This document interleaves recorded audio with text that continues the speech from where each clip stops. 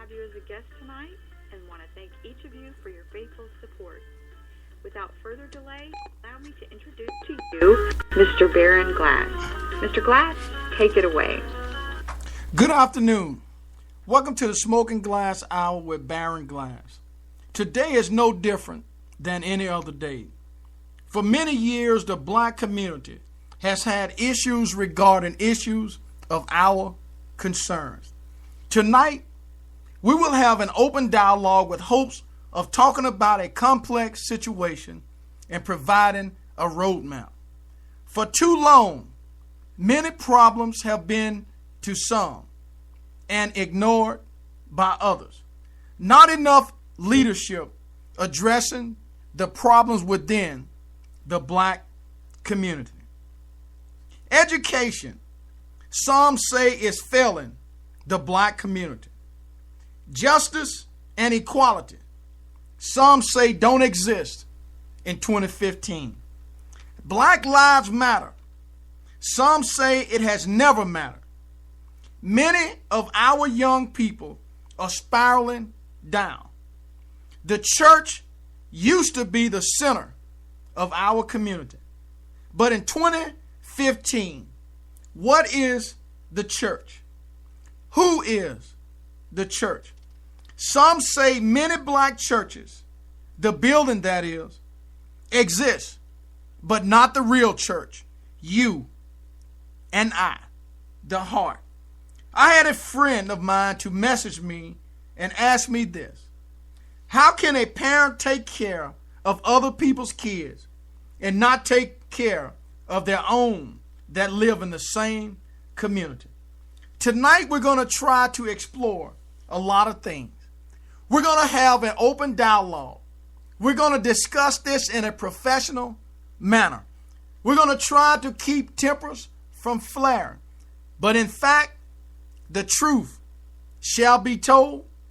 The truth shall be discussed according to the way each individual person allows it to be seen. So we're going to open up the lines from day one, from hour one, from minute one, so we can have, once again, the open discussion.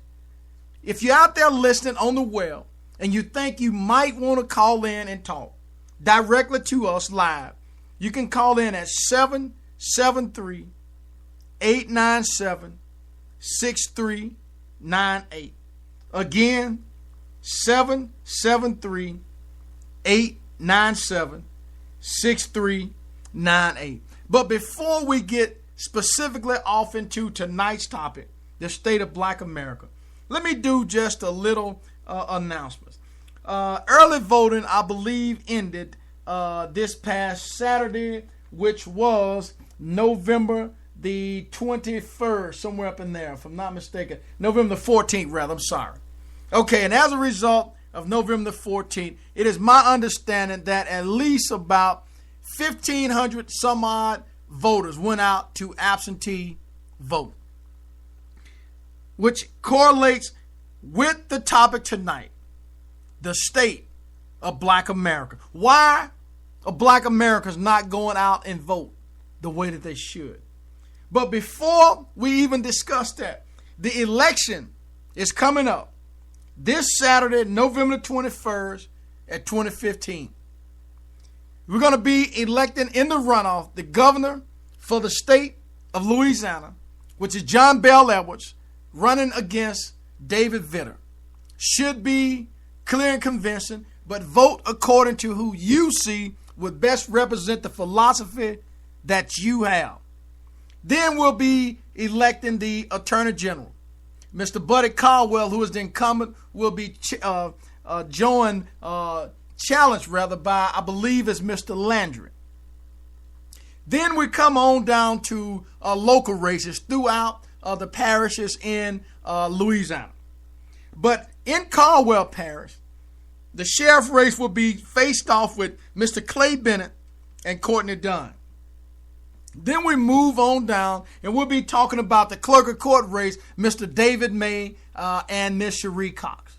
Once again, we're not giving an endorsement for any candidate, but we have and will and continue to allow anybody that's out there running, anybody that has a message, to come on this broadcast and talk live, living in color, directly with the voter. Because once again, our message is clear.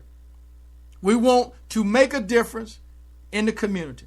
And we feel and we believe that you make a difference when you allow voices to be heard.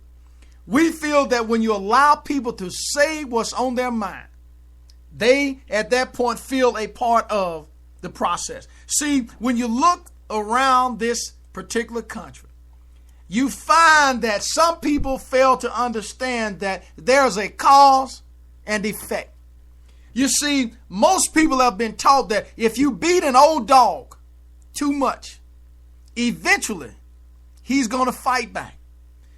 Taking it a little step further, if you have a man that's strong and he's always beating up on the weak, then eventually all of those who are weak, they're going to join together and they're going to beat the strong. The Bible is clear.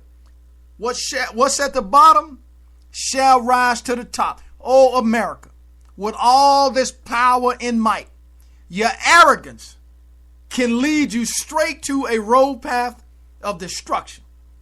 Some may agree, some may disagree, and that's fine. Power and arrogance can lead to destruction. We can't continue to go and tell other people what to do when we're living based on hypocrisy here and abroad. We talk about Christianity, but we throw away food and won't feed our fellow man. We talk about fairness and equality, but we don't give it to all citizens. We talk about being our brother's keeper, but we see that these refugees are being contested with regards to whether they should be here or not. And I do agree that there should be a fair process before you just start putting people out in the community. But when you start to line about hundreds and thousands when it's only 14 here in the state of Louisiana, and you try to use the oldest play tactic in the book, which is fear-mongering. You see, people are tired of all of this crazy stuff. People are tired of being told the wrong thing. People are tired of being sold a bill of goods that means nothing other than to those that have the power. You see, when we look in the community, we find that there are a lot of disparities. We find that there are some people who should be blamed. And then we look out and we take, for instance, government assistance. We take affordable housing. Then we look at why that may have been a good idea and why that may have been a bad idea. You see, you have to be willing to talk about these things. You can't always be afraid. You can't always expect somebody else to come sweep around your own front door if you don't sweep around your own front door. In other words, you can't have your neighbor to come sweep your door if you're not willing to sweep your own door. Maybe after that sink in, the message that I'm trying to get out will be understood. You see, because we have black men with no criminal records applying for jobs that are treated the same as other people that are fresh out of prison. When we talk about the state of black America, you can ask 15 different people, and most of the time you come up with 15 different answers. So what we're going to do right here, we're going to pause briefly, and we're going to take a station identification break, and we'll be right back, and we're going to get directly into the conversation of the state of black America. Stay tuned.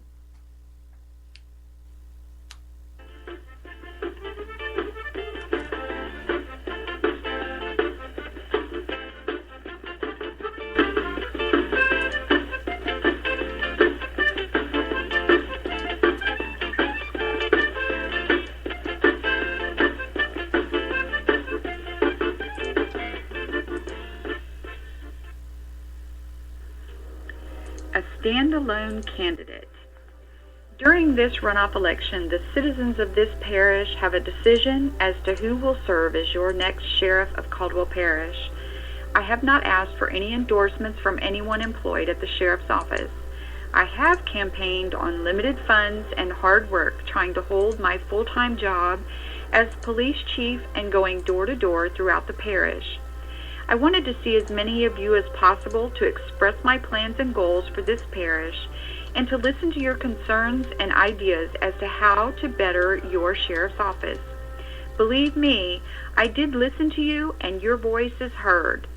After every house I visited, if you expressed a complaint or even a concern in your neighborhood, I wrote each and every one of them down. I have 2 handwritten pages that I pledge to you will be addressed if I am elected as your sheriff. Both of us candidates are Christian men with good family values. However, there is a distinct difference between the two. I have the experience to go to work from day one and to address all these complaints that I have heard from you. The sheriff is not only the chief law enforcement officer of the parish, but also an administrator of a business. There are hundreds of thousands of your tax dollars that the office is responsible for. Having been the head of a department already and dealing with police budgets, I have the experience to tackle this task. I feel there is a need to list both candidates' years in law enforcement. Voters need to feel confident about a candidate with relevant experience. My experience, 18 years total law enforcement, 11 years with Columbia Police Department, serving 7 as police chief, 7 years Caldwell Parish Sheriff's Office, 3 years as patrolman, 1 year as night supervisor, 2 years as criminal investigator, 1 year as narcotic investigator, and finally my opponent has 3.5 years total law enforcement, 3.5 years patrolman. This is paid political advertising by the campaign to elect Clay Bennett, Caldwell Parish Sheriff. Hello, my name is Baron Glass, host of the Smoking Glass Hour with Baron Glass. If your community is turning out well below other neighborhoods, elected officials will pay less attention to you, make fewer appearances, and fewer appeals to your neighborhood. Who votes has a powerful impact on public policy and local government. Voting is the cornerstone of American democracy, but sadly, far too few people vote. On November the 21st, make a difference. Go out and cast your vote for the candidate of your choice. Paid for by the Smoking Glass Hour with Baron Glass. We're back broadcasting live with the Smoking Glass Hour with Baron Glass. Tonight we're talking the state of Black America. The National Urban League released its 39th edition of the State of Black America, Save Our Cities, Education, Jobs, and Justice, evaluating these issues and their impact on equality in America.